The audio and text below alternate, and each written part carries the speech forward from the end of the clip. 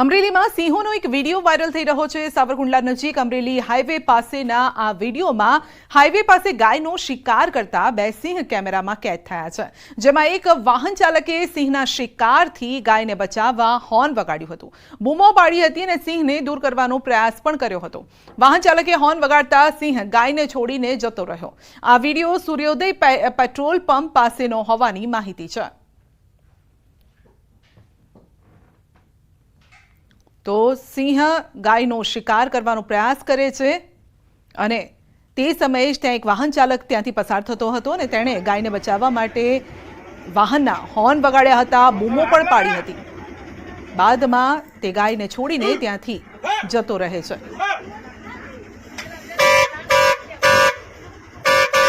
સાંભળો, વાહન ચાલક હોર્ન મારે છે અને શિકારની શોધમાં સિંહ આવ્યો હતો, ગાયનો શિકાર કરતો હતો અને તે સમયે જ વાહન ચાલકની નજર તેના પર પડે છે અને તે વાહન ચાલક હોર્ન વગાડે છે, બૂમો પણ પાડે છે।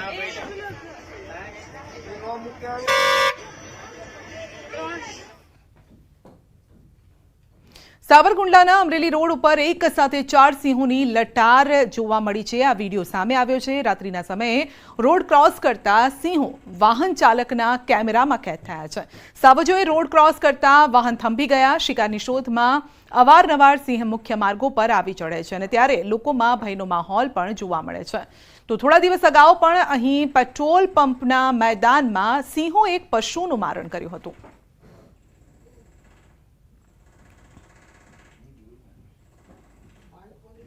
સાબરકાંઠાના ઈડરના અચરાલમાં 15 દિવસની બાળકીની કૂવામાંથી મળેલી લાશ મામલે પોલીસે મહત્વનો ખુલાસો કર્યો છે। માતાએ જ બાળકને કૂવામાં ફેંક્યું હતું। માતાના હાથમાંથી બાળક નીચે પડી જતા બાળકનું મોત થયું હતું। ત્યારબાદ પરિવારજનોને જાણ થવાના ડરથી સગી જનેતાએ જ બાળકની લાશ કૂવામાં ફેંકી હોવાનું ખુલ્યું છે। દૂધ પીવડાવ્યા બાદ બાળક માતાના હાથમાંથી સરકી ગયું અને જેથી નીચે પડી જતા બાળકનું મોત થયું છે। તો પરિવારના ડરથી માતાએ બાળક ગુમ થયું હોવાની વાત ફેલાવી હતી અને પોલીસે માતાની અટકાયત કરી બાળકની લાશને પીએમ અર્થે મોકલી છે।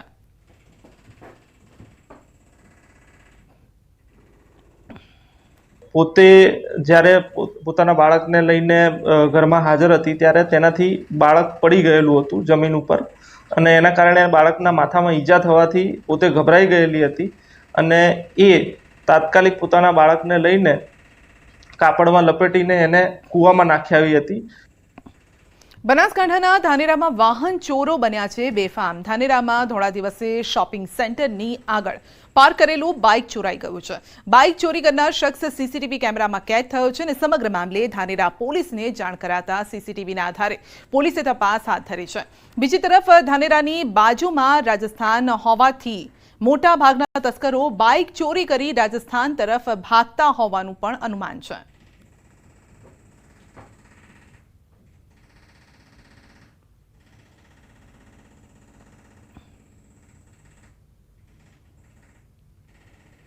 રાજકોટ શહેરમાં વધુ એક ચોરીની ઘટના સામે આવી છે। શહેરના કુંભારવાડામાંથી ઘરની બહાર પાર્ક કરેલ એક્ટિવાની ચોરી થઈ છે।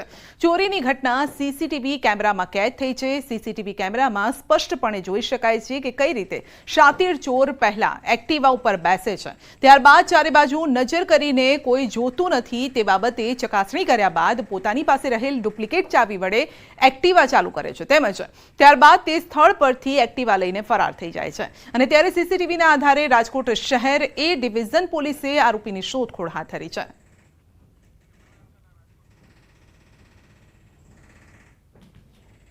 તો ચોરીની ઘટના આપ જોઈ શકો છો। બનાસકાંઠામાં બાઇક ચોરીની ઘટના છે અને રાજકોટમાંથી પણ આવા દ્રશ્યો સામે આવ્યા છે। સીસીટીવી ફૂટેજ સામે આવ્યા છે અને જ્યાં કોઈની નજર ન પડે તે રીતે વાહન ચોરીને ગઠિયાઓ ફરાર થઈ રહ્યા છે, પરંતુ ત્રીજી આંખથી તેઓ બચી નથી શક્યા। સીસીટીવી કેમેરામાં ચોરીની આ ઘટના અને ચોર બંને કેદ થઈ ગયા છે અને આ મામલે હવે પોલીસ સીસીટીવીના આધારે જ તપાસ હાથ ધરી રહી છે।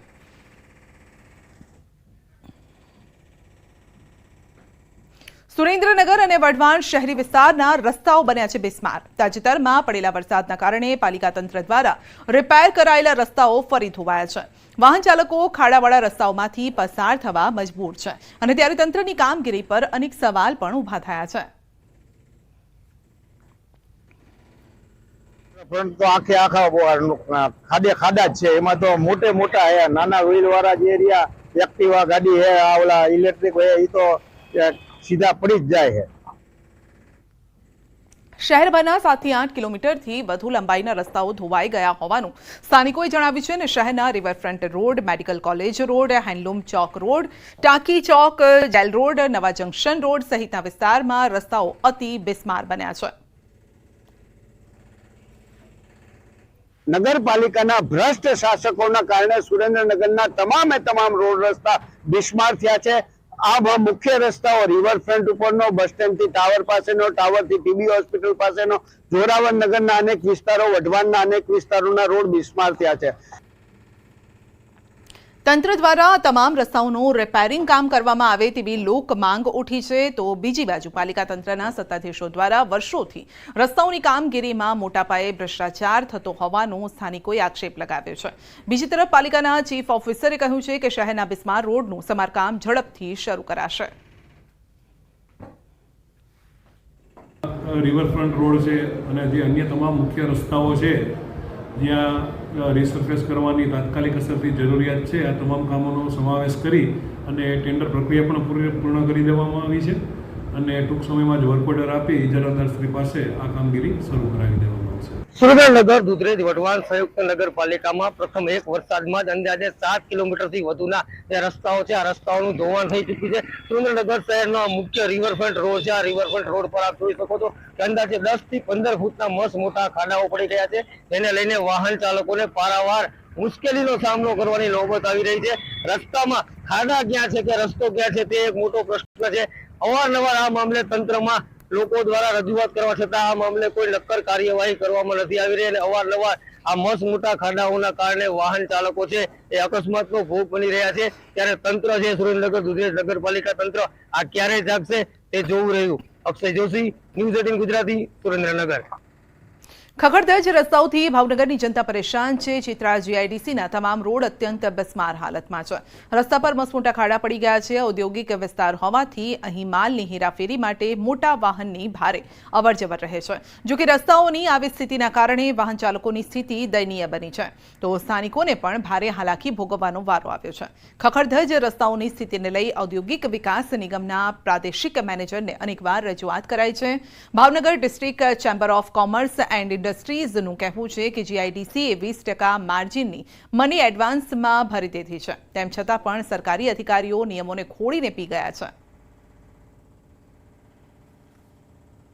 તો ચિત્રમાં કાસ્ટિંગની ફેક્ટરી, કેમિકલની ફેક્ટરી, પ્લાસ્ટિક અને મશીનરીની ફેક્ટરીને એક્સપોર્ટનું ઘણું કામ હોય, એના કન્ટેનરો ને બધું ચાલતું હોય.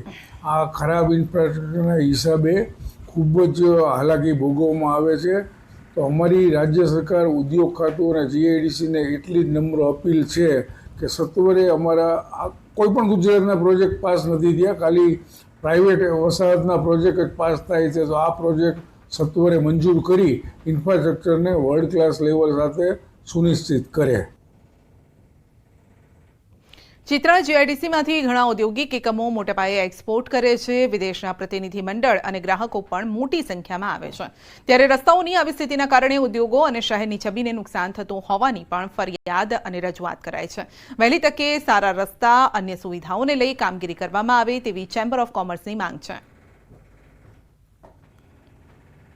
અમારા રોડ અને રસ્તા માટે જીઆઈડીસીને જે 20% અમારે જે સ્કીમમાં ભરવાના આવે છે એ ઘણા વર્ષોથી અમે આપેલા છે, પણ છતાં ઘણી રજૂઆતો સરકારશ્રીમાં કરવામાં આવેલ હોવા છતાં આ રસ્તાનું કોઈ પણ નિદાન થતું નથી, કોઈ પણ રિપેરિંગ થતું નથી. અમારું સૂચન છે કે સરકારશ્રી આમાં ખૂબ જ ત્વરિત પગલાઓ લે અને રોડ રસ્તાઓનું તાત્કાલિક કામ શરૂ કરાવે. સાબરકાંઠા જિલ્લામાં વાતાવરણમાં સતત પલટાથી ખેડૂતોની માઠી દશા બેઠી છે. પહેલા લાંબા સમય સુધી વરસાદ ખેંચાયો, અડધો પાક નષ્ટ થઈ ગયો. હાલ ખેતરોમાં પાક તૈયાર થઈ ગયો છે. જોકે છેલ્લા કેટલાય દિવસથી પડી રહેલા વરસાદી ઝાપટાના કારણે વ્યાપક નુકસાન પણ થઈ રહ્યું છે. વિવિધ રોગ, ફૂગ, જીવાત આવી ગઈ છે, જે ખેડૂતોએ 30 થી 35 મણ ઉત્પાદનની આશા રાખી હતી, તેની સામે 20 થી 25 મણ જ પાક ઉતરી રહ્યો છે. ખેડૂતોનું કહેવું છે કે આ વખતે ગુણવત્તાયુક્ત પાક ન થતા બજારમાં યોગ્ય ભાવ પણ નથી મળી રહ્યા. અત્યારે હાલ વાતાવરણમાં એવું થઈ ગયું છે કે અંદર મગફળી પાકી ગઈ છે. હવે બહાર કાઢીએ તો વરસાદ વિતારે છે અને અંદર રાખીએ તો અંદર ઉગી જાય છે. એના લીધે ખેડૂતને લગભગ 100% જેવું નુકસાન જેવું જ છે આ વખત. જો મગફળી લઈને જઈએ અમે કદાચ કાઢી નાખીએ લઈને જઈએ તો 800-900 રૂપિયા મફતના ભાવ મગફળીઓ માગે છે. હવે અમારા ખેડૂતને તો જીવવું બહુ મુશ્કેલ થઈ ગયું છે. સાબરકાંઠામાં આ વખતે 3 લાખથી વધુ હેક્ટર જમીનમાં વાવેતર કરાયું છે. મગફળી, ડાંગર, એરંડા, સોયાબીન સહિતના પાક અને શાકભાજીનું મુખ્ય વાવેતર છે. ખેડૂતોએ મોંઘા બિયારણ, ખાતર, જંતુનાશક દવાઓ પાછળ મોટો ખર્ચ કર્યો છે. જોકે પાકનું વળતર ન મળતા ખેડૂતો મૂંઝવણમાં મુકાયા છે. પાછોતરા વરસાદના કારણે ખેતરો પાણી થતા તૈયાર પાક પણ પાણીમાં ડૂબી ગયો, જેના કારણે પારાવાર નુકસાન ભોગવવાનો વારો આવ્યો. આવી સ્થિતિમાં ખેડૂતો સરકાર કંઈક મદદ કરે તેવી આશા રાખી રહ્યા છે. લગભગ 50% માર તો કાઢી નાખી છે મગફળી. એ મગફળી ફેલ થઈ ગઈ છે. બજારમાં જવું તો કોઈનો ભાવ નથી ચાલતા, કોઈ એના હોમું નથી જોતા. ખેડૂતો મજૂરી કરવાવાળા માણસો બહુ હેરાન કરે છે, બહુ ભાવ લે છે, બહુ હેરાન છે ખેડૂત. જો આ વિષય પર જો સરકાર કંઈ પણ પ્રેમથી ખેડૂતોને મદદરૂપ થવા માગતી હોય તો મદદ કરો તો સારી વાત છે. સાબરકાંઠા જિલ્લામાં છેલ્લા કેટલાય દિવસથી વાતાવરણમાં પલટો જોવા મળ્યો છે અને જે વારંવાર વરસાદી માહોલના કારણે જે અત્યારે હાલ જે ખેડૂતોને તૈયાર મગફળીનો પાક છે, જે કેટલાક ખેડૂતોમાં જે મગફળીનો જે પાક હતો તે બહાર કાઢીને તૈયાર મૂક્યો હતો સુકાવા માટે, પરંતુ હાલ જે વરસાદ પડ્યો, વરસાદના કારણે જે મગફળી છે મગફળી કોવાઈ ગઈ છે, તો કેટલીક મગફળી અંદર પણ ઉગી ગઈ છે, જેના કારણે ખેડૂતોને મોટું નુકસાન થઈ શકે તેમ છે. આ ઉપરાંત જે ઘાસચારો છે, ઘાસચારો પણ પશુઓને ખાવા લાયક રહ્યો નથી. એટલે કે વારંવાર જે વરસાદ પડતો હોય છે, વરસાદ પડવાના કારણે જે પાછોતરા વરસાદના કારણે આ પ્રકારની પરિસ્થિતિનો સામનો ખેડૂતો કરી રહ્યા છે, જેના કારણે ખેડૂતોને મોટું નુકસાન થઈ શકે તેમ છે. ખાસ કરીને જે ખેડૂતો આ જે મગફળી છે, મગફળી માર્કેટમાં વેચવા જાય તો તેને યોગ્ય ભાવ ન મળે. તો આ ઉપરાંત જે ઘાસચારો પશુઓને ખાવા માટેનો બચતો હોય છે એ પણ અત્યારે હાલ તો કોવાઈ ગયો છે. આ ઉપરાંત જે વાત કરીએ તો જે જે મગફળી ખેતરમાં છે એ ખેતરમાં પણ અત્યારે કાઢવાનો ટાઈમ હતો અને જે પણ અત્યારે અંદર રવા દીધી, જેના કારણે અંદર મગફળી ઉગી જતી હોય છે, તેના કારણે પણ ખેડૂતોને મોટું નુકસાન થઈ શકે તેમ છે. તો સરકાર ખેડૂતોને કંઈ મદદ કરે તેવી તો અત્યારે હાલ તો ખેડૂતો એક આશ રાખીને બેઠા છે. Ishan Parmar, news 18 Gujarati, Sabarkantha. Narmada dam overflow થતાં સૌરાષ્ટ્રના ખેડૂતોમાં ખુશી જોવા મળી રહી છે. રાજ્યમાં સારા વરસાદના પગલે મોટાભાગના ડેમ ઓવરફ્લો થયા છે. ત્યારે આખું વર્ષ પિયતની સમસ્યા નહીં રહે તેવો ખેડૂતોમાં સંતોષ પણ છે. એમાં પણ નર્મદા ડેમ છલોછલ થતાં રાજ્યભરમાં ક્યાંક પાણીની અછત નહીં રહે તેવી ખેડૂતોને આશા છે. ઉનાળામાં પાણીની તંગી દરમિયાન સૌની યોજના અંતર્ગત નર્મદાનું પાણી આપવામાં આવે છે અને ત્યારે રાજ્યની જીવાદોરી છલકાતા વર્ષ દરમિયાન પાણીની તંગી નહીં રહે.